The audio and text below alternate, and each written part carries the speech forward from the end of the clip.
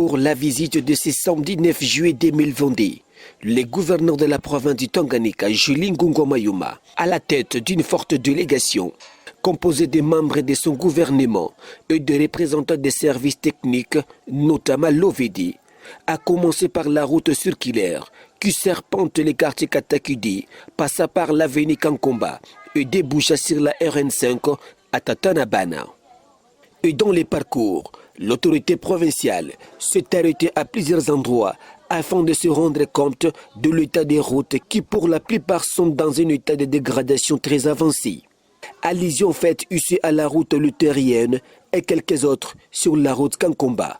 Mungu akuone juu tuone kwa différence.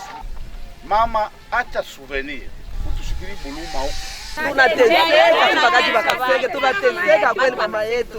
Mwanamke mwenzetu utuone kweli kabisa. Ici la route qui mène vers trois coins.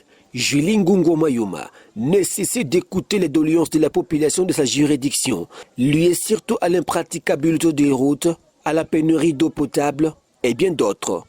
À Katonika, quartier périphérique de la ville, le numéro 1 de la province a visité les ponts qui portaient les mêmes noms en pleine construction sur la rivière Kalemi par l'office des routes.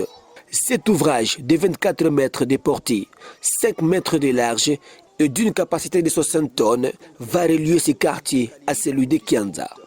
Le périple de Madame le gouverneur s'est poursuivi sur la rive droite de la Lukuga où elle est passée par la bretelle reliant les boulevards Lumumba et Jikaka.